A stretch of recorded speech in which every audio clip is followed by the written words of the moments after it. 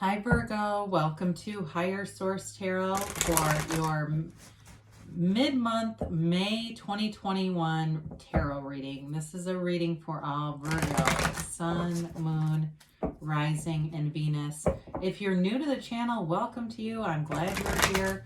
I post new readings every Friday, then again on Monday. So if a reading doesn't resonate, you can always check back in a couple of days, check a different part of your chart, or even look around on Mondays because the format is different every week on Mondays. So a lot of variety going on there. Thanks to everybody for subscribing and watching the readings and, of course, hitting that like button. I so appreciate it all. I really do. And if you haven't subscribed yet, I'd love to invite you to join us and subscribe.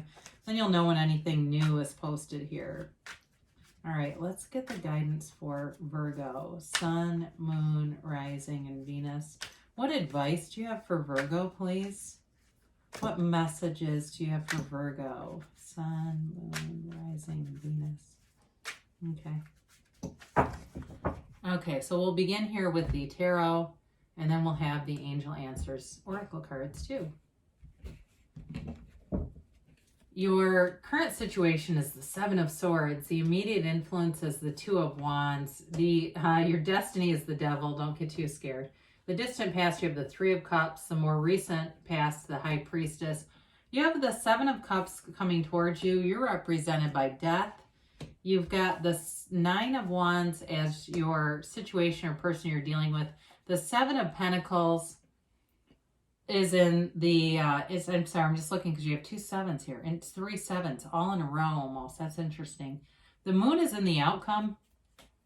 And then your clarifiers here, this is interesting. Yeah, a lot of air here for your clarifiers.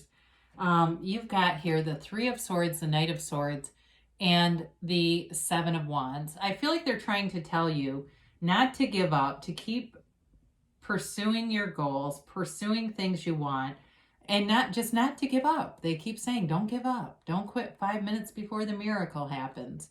The Knight of Wands, Knights in the Tarot have good intentions. The Knight of Wands pushes you forward. It's an energy of communication coming in. It's an energy of you also communicating what you want, what you need. It's communicating not just in the physical reality, but also with the universe. The Three of Swords is a card of heartache, and it is a card, though, of acceptance. So for some of you, I feel like you've had an issue here maybe with some codependence or really taking care of people who took advantage of you. And I feel like you're seeing that in a new way. You're releasing yourself from it.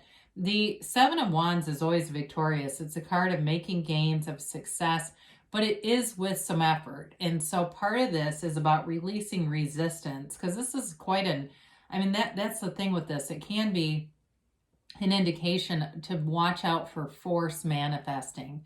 Because when we try to force things, we can get it to happen, but it's not sustainable. So we'll get something and we go, how did I lose that? Well, it was because it was from that more solar plexus level. So it was kind of forced into reality. But you have here the Seven of Swords and the Two of Wands. So your current situation, I feel like you're taking a look at something in a different light. The Two of Wands is a card of success.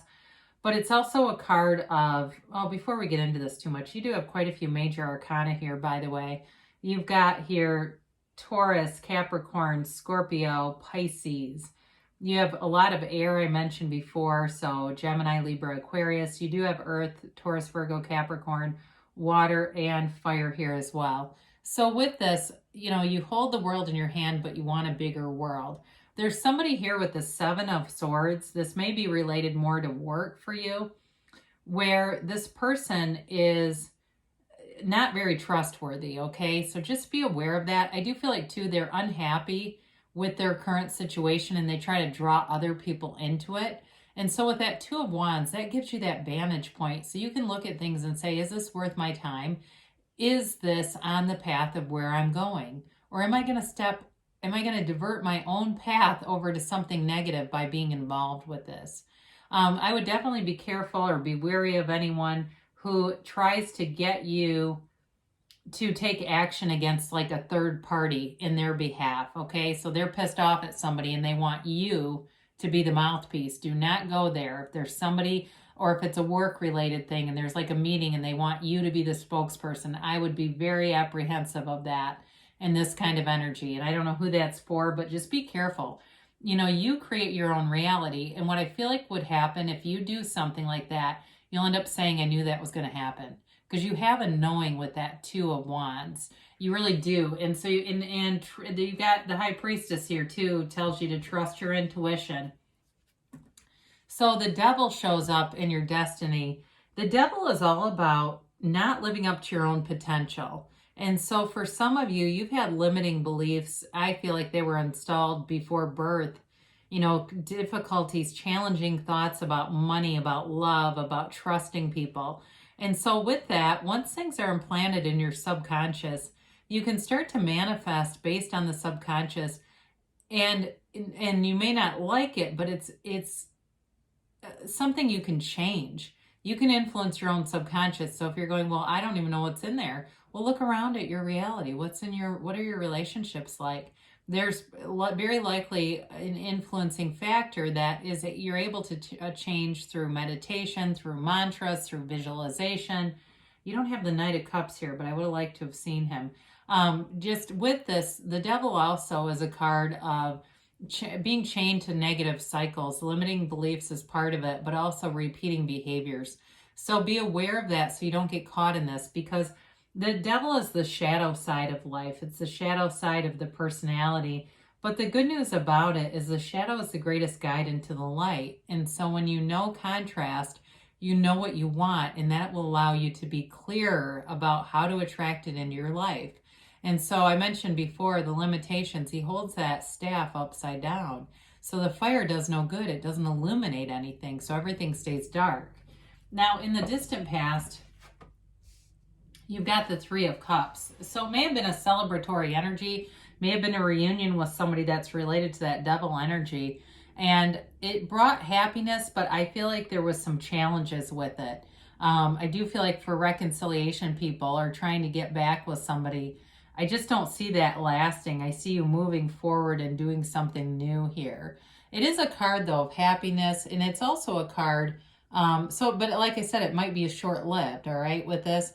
But it's a card of new beginnings too. So for some of you, you may have learned your lesson the last time with that person, and it leads you into this place where you're more open to a new beginning with somebody new. In terms of work too, though, like I said, I feel like you're going to have something change here that allows you a better, trajectory in work, where it clears out some of that negative energy. So the High Priestess is the psychic of the tarot. It's you having deep intuition.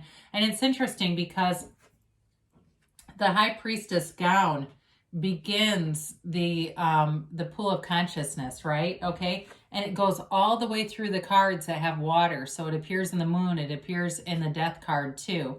There's a big transformation happening here, and it begins with you. So the High Priestess is a card that brings in balance, intuition, and knowledge, deeper knowledge. It is a card where you may be more passive. So you're taking things in, you're analyzing, you're looking at things, you're having a knowing, and it's not an impulsive card at all. And so it's high vibrational energy. So for some of you, this is all about meditating, quieting your mind. I see somebody who loves crystals. They surround themselves with what they consider to be high vibrational objects. Okay, I see somebody with a little statue of Buddha. It might be even at your office. But with this, it's a card too where she holds the book of Torah on her lap. She holds the laws of the universe, or the laws of life. So you have access to the energy and power that creates worlds. It's an empowered energy, but again, it's not taking a lot of action. And so with this, you go into the Seven of Cups. And this can be Spirit telling you to take off your rose-colored glasses. So with the High Priestess here, you're going to know what to do. If there's something, like I said, with work, I do feel like you're going to be empowered to make some changes here. And what it's going to do is deliver you into more choices. If you look at a situation and you decide you don't want to be around a certain energy or dynamic in a career, you may decide to leave. You may start looking around at other options, and you're going to have a lot of them. In terms of a relationship, if you've had somebody here that's been very toxic, I feel like you're going to end it and move on to something more, and you're going to have a lot of options. I feel like you have somebody here that's going to be very different from this person. There's somebody here with money, and I hate to say that because it sounds so materialistic, but I'm just going to say it. Somebody shows up who has a lot more money. They're much more polished. They're much more together. And I feel like they're going to be a better fit in terms of their life view with you. But you're going to have to do some work around that. And here it comes. So this is the great transformation. The death card represents your higher self. Okay. The skeleton represents your higher self telling you to be done with something because there's more here. So I mentioned in the backdrop, you've got that pool of consciousness, that stream, and you see that tiny little boat, and it's heading towards the sunrise. It's heading toward the dawn of a new day. A new beginning is what that signifies. The white in the card signifies the truth and honesty. It is the ending of something that hasn't served you and the beginning of something beautiful. The death card is a wonderful card to have, especially if you've been stagnant in something, because this moves you forward. And sometimes you get a push that you say, I didn't really want it like that, but it comes anyway because it's necessary. And so the Nine of Wands is here as a situation or person you've been dealing with. And I feel like it's a situation where it's created some psychic wounds, but there's healing here. Okay, so some of you may be in a bit of a protective stance, but I feel like you're moving out of that with the moon even here, because that's a great law of attraction card. So with this Nine of Wands, it may also be you ending something with someone, and they may not like it because they feel like they have a dependence on you, whether you realize it or not. You're kind of somebody's go-to. All right, somebody here is, and it's going to be time to end it, and they're not going to like it, but they're going to have to accept it. So the Nine of Wands, so, is the end of a cycle. It's also the end of you having to deal with this, the struggle, the strife. It's the end of that. It's time to get into flow, relax, and move forward. That's why I love all the water in the card with the High Priestess into the Death card and into the Moon.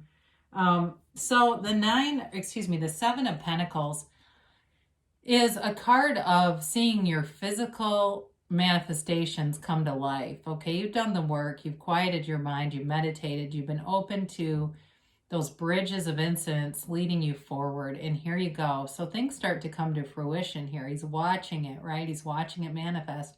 He's wondering what's next, but he knows that everything is coming together. So you have a knowing here too.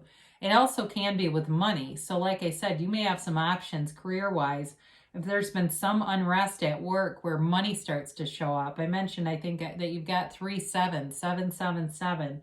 You've got fortunate events coming together. I'm just kind of scanning. You only have 2 3s. I would have liked to have seen 3 3s because that would definitely be an indication of manifestation. So the Moon is a card of, it's interesting. You've got a dog and this wolf howling at the moon, right? They know the power of the moon. It's a new phase that begins. It's a powerful new phase. And it's you being connected to source energy. Set your intentions. Know what you want. Be clear about what you want because it's on the way. The the moon also mirrors the sun. And you see all those little droplets coming off the moon? Those are yads. Those are the first letter of the name of God in Hebrew. The universe is sending you gifts in this new phase that's beginning. So I know that there's a little bit of unrest, and sometimes this kind of a reading is a little bit hard to take in because it's not all unicorns and, sunflowers, right? And so we go, where's the rainbow in the damn reading? But you're on the right track. You've got a new phase beginning with the end of an old one that's been challenging. So allow it to be so. Release the resistance. Allow yourself to think of that new phase as if it's here now, because it is. It's available to you. And some of you may say it's already started. That's why I was expecting the sun. Where's the sun? Well, it's in the moon. So let's see about a yes, no, maybe here for Virgo. You have here peaceful resolution. Well, we like to see that. You've got abundance coming in. So great things are happening. There's more coming towards you. Like I said, you're going to have a lot of options showing up here. And the situation will improve. I can't believe that, but it's true. You can tell in the tarot, there's, like I said, this new phase that's going to bring in a lot more abundance, clarity, and secrets are going to be revealed, by the way, with the High Priestess and the Moon. Whatever's been hidden is coming to the light within the next few months, okay? So there's going to be a big time change. I think that Seven of Swords is going to be in real trouble. They say yes. That wasn't supposed to be the punchline, but it is. You're manifesting some major changes, but you're going to be happy with it. So good things are happening for you. Virgo, I love you, and I'll be back again soon.